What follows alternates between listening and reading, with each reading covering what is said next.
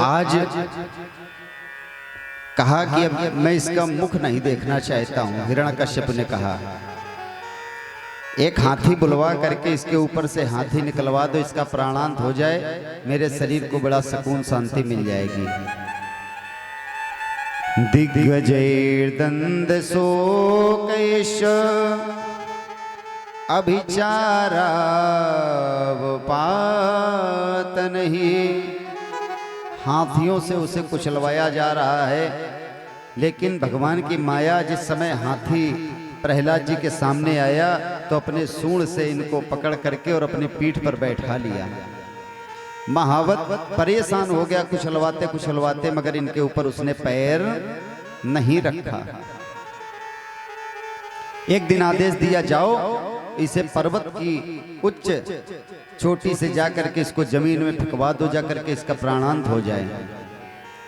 आज पर्वत से फेंका गया तो जहां पर नीचे गिरे वहां पर जल राशि भरी हुई थी और उसी जल में स्नान करके और फिर संध्या बंदन करने लगे। शाम को घर लौट करके पहुंच गए। पिताजी ने फिर देखा, मार क्रोधित हो गए।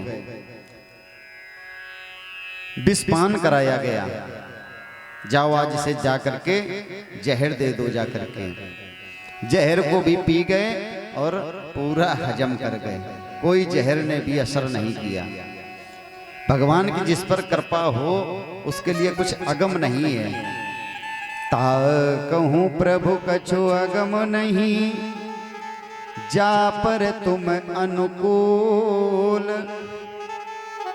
तब प्रभाव बलवान लही, जारि सके खल तोल। भोजन नहीं दिया जाता है इनको घर में। अगर किसी को देख लिया जाता है किसी ने इनको चुपचाप भोजन दिया है तो उसे बड़ी सजा दी जाती है। हिरण्यकश्यप बहुत क्रोध में भर गया, आग बबूला हो गया और इसकी बुद्धि काम नहीं कर रही। करे तो करे क्या। और प्यारे, जिस समय हम लोगों की बुद्धि क्रोध के वशीभूत हो जाती है तो क्या होता है, क्रोधात् भवति सम्मोहा। जिस समय हम लोग क्रोध की अवस्था में आएंगे तो हमारी बुद्धि क्या होगी, सम्मोहित हो जाती है। सम्मोहात् स्मृति विभ्रमः। जो स्मृति होती है, स्मृति माने क्या सही है, क्या गलत है, क्या अच्छा है, क्या खराब है, वो क्या हो जाता है उस समय निर्णय लेने का कार्य विभ्रमः, भ्रमित हो जाता है जीव। क्रोध में एक सम्मोहन बढ़ता है। सम्मोहन से क्या होता है, स्मृति विभ्रमः, स्मृति उसकी समाप्त हो जाती है कि अब तक इसने जब तक हमसे मिला है तब से लेकर के आज तक इसने कितने सत्कर्म किए मेरे साथ और कितने असत्कर्म किए, कितने एहसान किए। अगर जबरदस्त क्रोध आ जाए तो आपको कुछ याद नहीं रहेगा। अगर प्रबल क्रोध है, स्मृति विभ्रमा, और स्मृति अगर भ्रमित हो जाए तो बुद्धि का विनाश हो जाता है। उसकी बुद्धि विनाश में हो चली जाती है, अर्थात बुद्धि काम नहीं करती क्रोध में।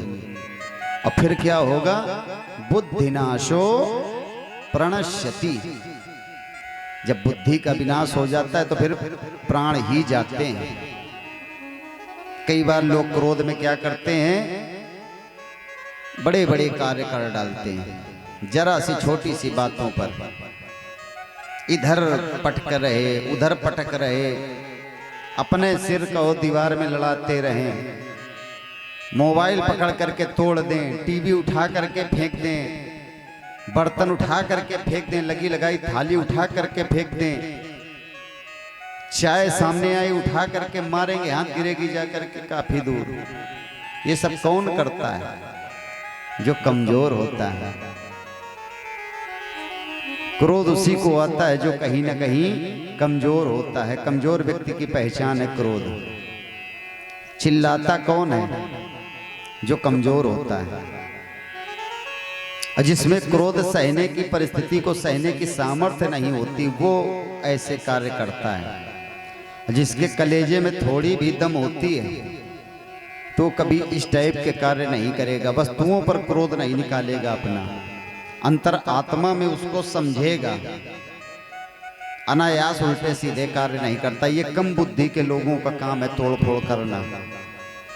आज इसको इतना क्रोध है, इतना क्रोध है कि इसकी स्मृति भ्रंशात बुद्धि बुद्धिनाशो प्रणश्यति।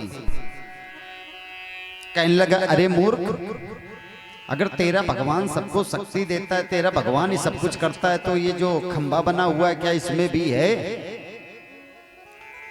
तो उन कहने लगे प्रहलाद जी की क्या बताएं पिताजी, आप इस खंबे की तो बात छोड़ दो, एक छोटी छोटी चींटी भी होगी उसमें भी मेरा भगवान रहता है।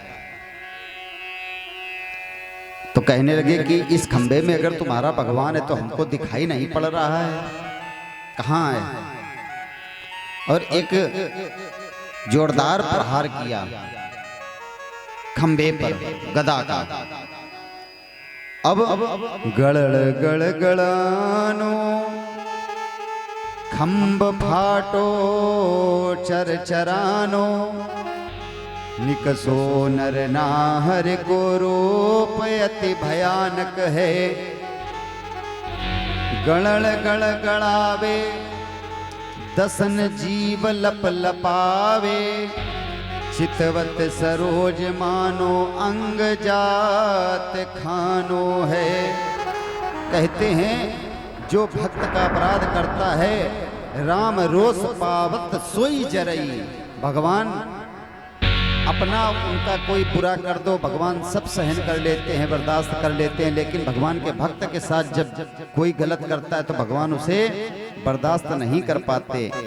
आज सताने की सीमा बाहर हो गई थी, इतना सताया कि आज भगवान को आना ही पड़ा। हरि व्यापक सर्वत्र समाना, प्रेम से प्रकट हो ही मैं जाना। भगवान प्रेम से प्रकट हो जाते हैं। ढाल तलवार नृसिंह भगवान और इसमें आज दोनों में युद्ध होने लगा हिरण्याकश्यपु में। अब देवता ऊपर खड़े हैं, राक्षसों की शक्ति रात में दुगनी हो जाती है। देवता ऊपर से मानो इशारा कर रहे हैं कि भगवान जल्दी निपटाओ, सायं होने वाली है, जल्दी करो।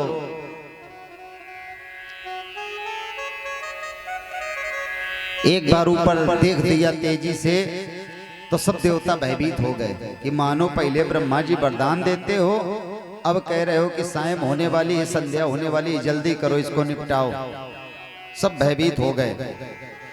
हिरण्याक्ष को भगवान ने पकड़ा और पकड़ करके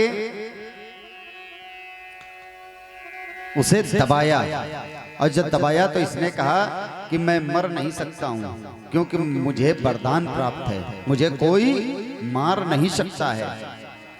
तो भगवान कहते हैं कि इस समय क्या है, इस समय कौन सा समय है, क्या वरदान तुम्हें प्राप्त है,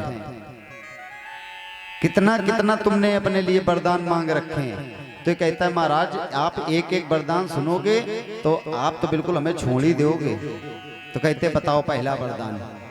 तो ये कहता है कि ना मैं घर के अंदर मरूंगा ना घर के बाहर मरूंगा।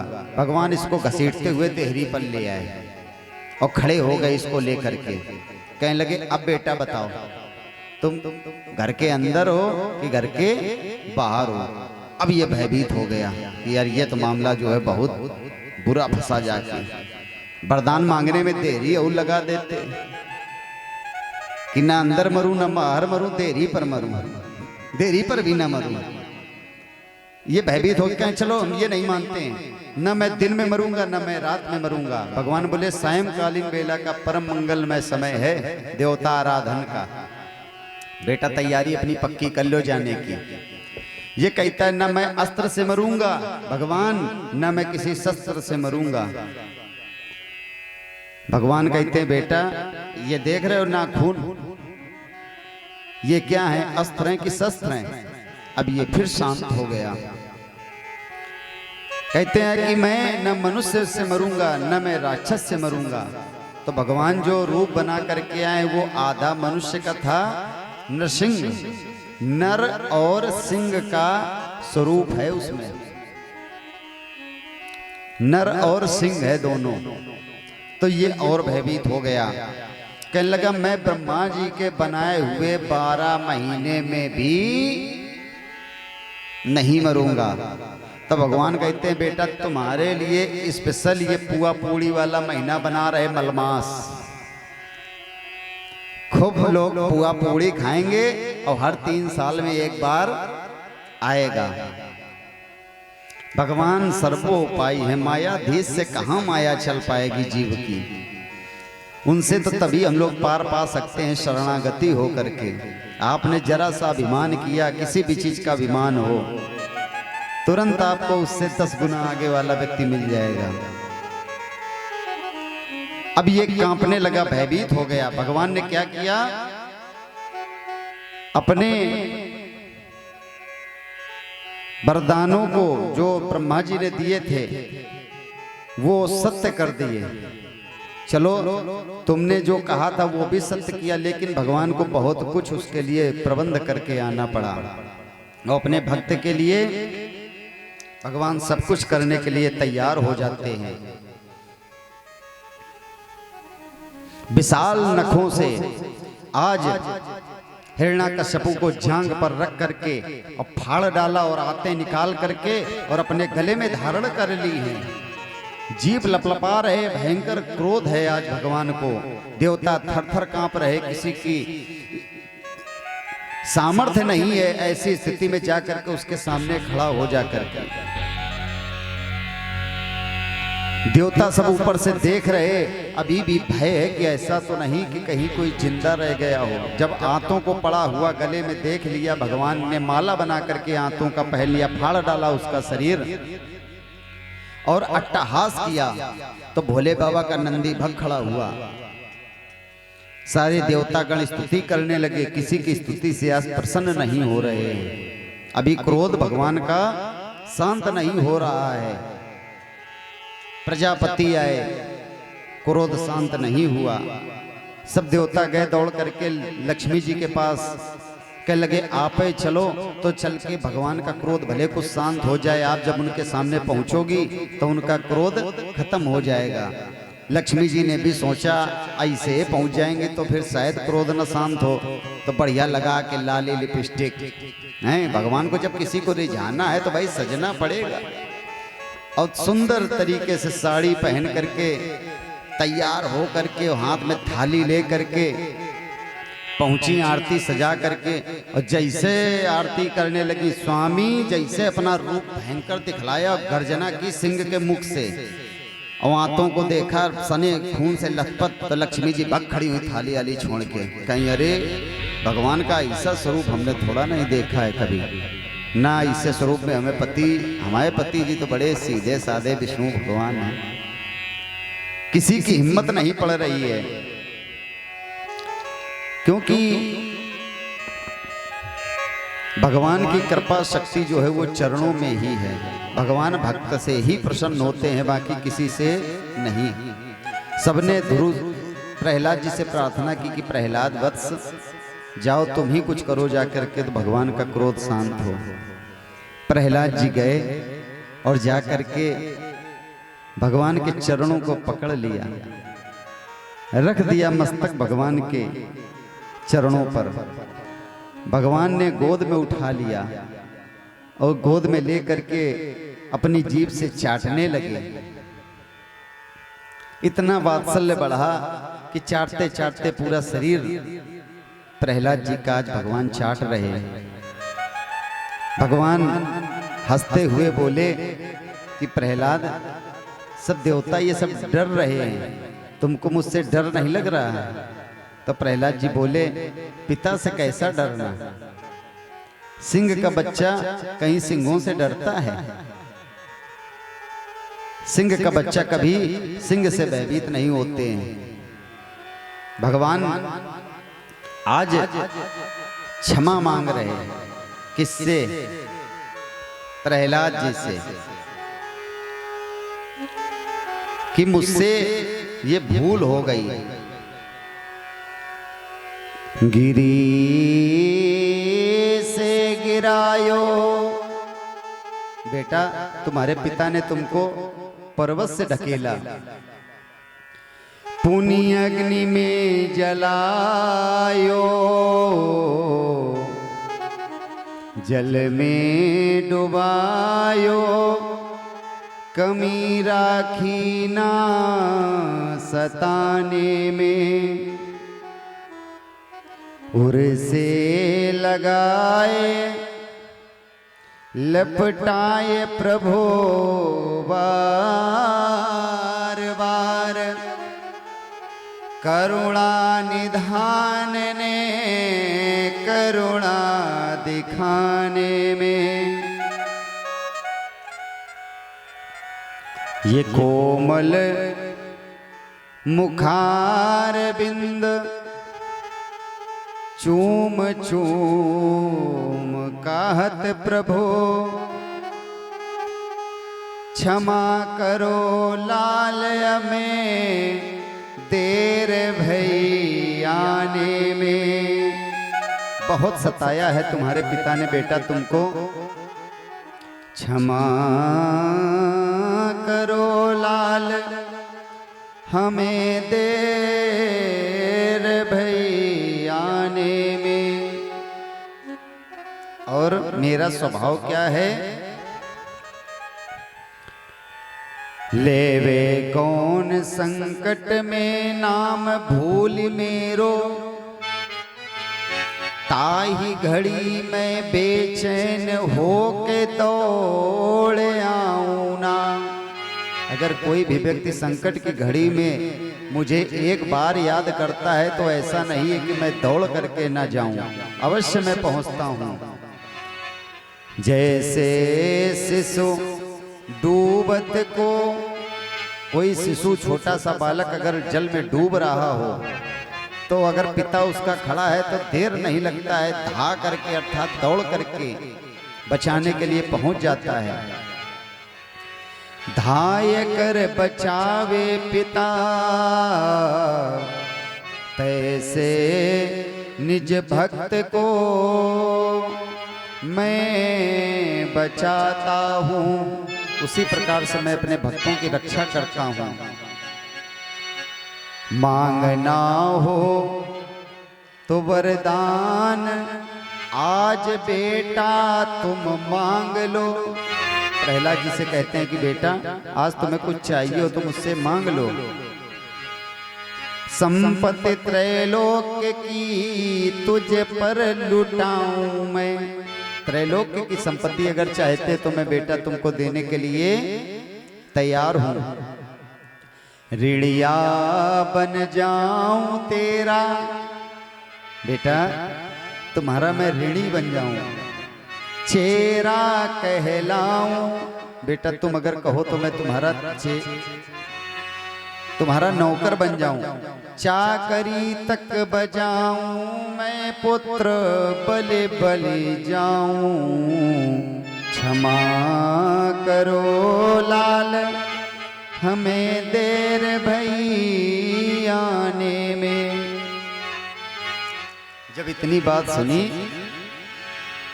तो प्रहलाद जी रोने लगे, विलाप करने लगे। रोया दीन होकर प्रहलाद, पुनि पाए गही, दोबारा पैर पकड़ लिए भगवान के, सिर रख दिया। बोला नाथ अब तो परीक्षा न लीजिए, प्रभु अब मेरी परीक्षा क्यों लेते हो। मांगने का प्रलोभन देकर छुड़ाते हो हाथ नाथ। जहां पर कुछ लेन देन की बात आ जाए तो समझ लेना चाहिए वहां भगवान का प्रेम नहीं है, वहां प्रेम नहीं बचा, वहां व्यापार हो गया।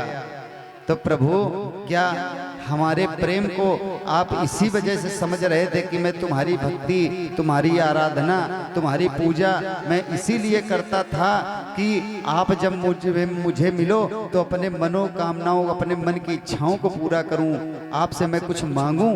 क्या मैंने तुम्हारी भक्ति और पूजा इसलिए की थी कि आप प्रभु मुझे दो, तुमसे कुछ लेने के लिए मैंने पूजन नहीं किया था आपका, आपको चाहा था। आपसे मेरा निष्काम प्रेम है। वणिक बने हो क्या आज नाथ, और अगर प्रभु आप देना चाहते हो तो एक वरदान आप हमको दीजिए। क्या? कि देना ही चाहते हो नाथ तो एक वर दीजिए, कि पिता हमारे बैरी आपके, जो ये मेरे पिताजी हैं ये आपके तो बैरी हैं, स्वधाम नाथ दीजिए, स्वधाम नाथ दीजिए। हे प्रभु, अगर मुझ पर आप जरा सा भी प्रसन्न हो तो मेरे पिता ने जीवन भर बड़े गलत कर्म किए, आपसे द्वेष किया, अनेक गलत कार्य किए हैं प्रभु, मेरे पिता को अधोगति में न जाने देना। भगवान ने कहा बेटा, जिसका पुत्र इतना मेरा भक्त होगा, इतना मेरा स्नेही होगा, तुम पिता की तो बात छोड़ दो, तुम्हारी 7 पीढ़ी आगे की 7 पीढ़ी पीछे की सब मेरे बैकुंठ को लोक को जाएंगी। पिता को परम गति प्राप्त हुई, और जहां पर भगवान का सच्चा भक्त जन्म ले लेता 21 पीढ़ियां तर जाती हैं। ब्रह्मा जी आ गए उसी समय, कहने लगे हे ब्रह्मा जी ने प्रणाम किया भगवान को, भगवान का क्रोध शांत हो गया। कहने लगे ब्रह्मा जी एक बात आप समझ लो, तुम्हें दया बहुत जल्दी आ जाती है, वरदान दिया करो, थोड़ा ठोंक बजा के सोच समझ के दिया करो। देखा कितनी मेहनत हुई इसको समाप्त करने में।